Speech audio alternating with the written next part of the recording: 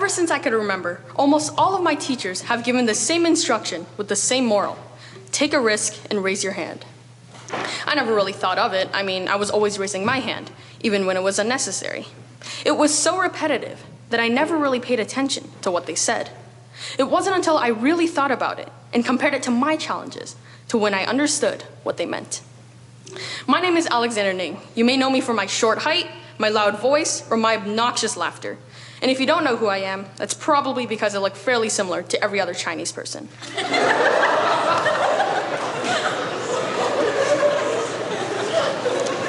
Today, I'll be talking about the concept of risk-taking and how it has played a role in my life. Every day after kindergarten, I would walk home with my grandma from school, skipping and prancing. Upon my arrival home, I'd always see my sister playing piano the moment I walk in the house. I never really thought of it. I was only 5. I just thought it was something that she was always supposed to do. In the meantime, I'd be playing with my Hot Wheels while my grandparents made dinner. Life couldn't get much better for me. Until one day, my mom drove my sister and I both to my piano teacher's house. I didn't know what to expect, so I just followed my mom in the house where I was greeted by my piano teacher. I sat on my mom's lap, watching my sister play piano for a while, until it was my turn. Now, I was terrified. I didn't know what she was going to do. But as soon as it began, I immediately showed talent and keen observations. Soon after, I was playing piano on a weekly basis and was learning faster than ever. Now, even though it was not necessarily my decision, my mom decided that it was time for me to try something new, which is probably one of the smartest decisions she has made so far. If my mom had not brought me to play piano, I would never have discovered such a spectacular passion I had. Over time, I started competing.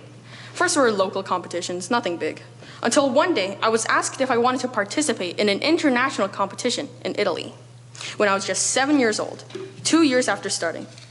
This in itself was the biggest opportunity and challenge I was given in my entire lifetime. After my mom and teacher had asked me, I was frightened and was hesitant about the option. Should I risk my local reputation by participating in this competition? What if I'm not good enough? What if I just can't do it? Days after, my second grade French teacher was having a conversation with the class. With the competition in my mind, I listened carefully to her talking about how raising your hand in class is a risk that all students should take, as it results in little to no consequences, and how you should always try, no matter what. In my head, I thought about what she meant. The more you raise your hand in class, the more risks we take, resulting in more mistakes. As a class of 7-year-olds, we immediately came to the sense that a mistake was something we are not supposed to commit, ever, as it is considered a bad thing. But how do we learn? If mistakes were truly meant not to be made, how will we know what to do and what not to do? How will we gain more knowledge? And how will we get better at what we do? I wanted to get better at playing the piano, and I wanted to succeed. So I took the biggest step a 7-year-old could make and headed off to Italy, where after eating a lot of pizza and pasta, I succeeded and claimed first place. This experience not only taught me persistence, but taught me to take risks and to always try. If I had not gone to Italy, that beautiful trophy would have been given to someone else, and I didn't want someone taking my trophy. Every single one of my competitions, big or small, each involved risk. I didn't have to go to the competitions, but I did. I wanted to try. Even if I lost, I knew there wouldn't be any big consequences. So that's the moral I continue taking for every time I compete. That's the thing about age and risk. The younger you are, the less effective the consequences. However, the older you get, the costlier they become. After a couple years, I continued to participate in international competitions, Vienna, Carnegie Hall, and San Jose. In addition, national competitions were also a spot of interest for me. The Canadian Music Competition, or CMC, was a contest that I participated in almost yearly. At the age of 9, I participated in the CMC for the 3rd time, hoping to do better than the last time. I entered the competition well prepared. I had barely any homework, so I spent a lot of time practicing during the hours after school. Right before I walked onto the stage, I told myself, no matter what, you will learn something from this experience because you tried it. I walked onto the stage proud and prepared, ready to shine. I started playing my piece, with my teacher accompanying the piece with her part. Near the very end of the piece, I was doing as fine as ever until one little mistake. I played a note wrong. Obviously, that's not a big deal. It's extremely difficult to play a piece perfectly with every note correct.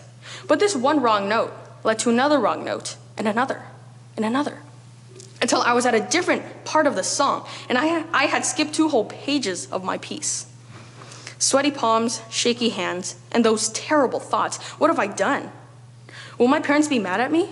Have I failed my piano teacher? Did these 4 years of practice really bring me to fail? Am I good enough? I shouldn't have taken this risk, should I have? I thought to myself.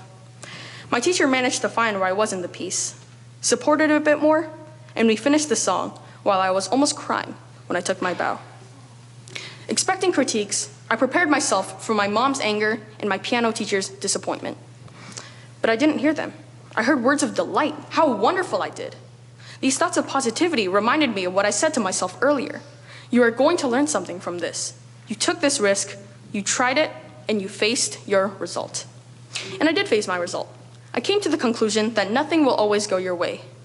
After I took this risk, I learned that even if I didn't do as great as I could have, I learned something more beneficial in the process of failure, that I still have room for improvement, and that I will never give up. And that is what we should always take away. No matter of the outcome, find something that you can learn from every risk you take. But strangely enough, a week later, I was playing Minecraft on my iPad at home when my mom screamed that I'd gotten first place.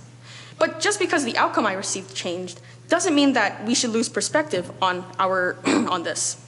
Even if you win or lose, whatever outcome you receive, find something that you can learn that will teach you something to further enhance your chances of success. The risks that I take are piano competitions, but that doesn't mean we all have the same risks. Jacques Cartier, the founder of Canada, didn't have to sail and discover Canada, but he took a risk, a greater risk, potentially losing his life. But he came successful and brought us the beautiful country we live in today. John A. Macdonald had difficulties trying to become who he wanted to be. After a gruesome childhood, he managed to bring upon several leaders of Canada and form one nation, where he led for over half his life. Even if we aren't the founding fathers of Canada, our risks are just as big to us as it was for them. Whether it is an exam, a university application for the seniors, or even a competition, there's always something we are trying to overcome. And with just an extra bit of determination, we will all have the ability to prevail, which will, unfortunately, lead us to even more difficult challenges. But remember, these challenges are what make us stronger and improve. If life has no challenges, are you really living it?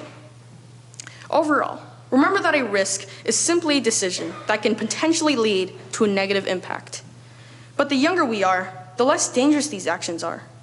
Getting a question wrong won't mess your entire life up. In fact, it will teach you. Just like how losing some of my competitions taught me to improve and to practice. You won't always get the good side of the risk, but the bad side is just as beneficial as the good side, as it teaches you something you could not have achieved from the good result: knowledge.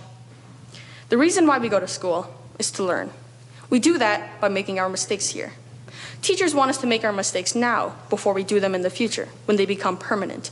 And I greatly respect that and appreciate all the hard work they've put in for us to grow. For the older students, the seniors, I must be honest and say, I have no idea how hard the challenges you all are facing. But what I do know is that the risks and rewards increase the older you get. And to your arrival at university, they may take an even stronger effect. But no matter how hard the challenges get, never give up anything that you truly desire and want to pursue. Mark Zuckerberg, the CEO of Facebook, once said, "The biggest risk is not taking any risk." In a world that's changing really quickly, the only strategy that is guaranteed to fail is not taking risks. Also, speaking of failure, never be afraid to make any mistakes, as our mistakes will never overpower the world's largest mistake, the Renegade Dance. Now please, could you join me in singing hymn number 589 with me?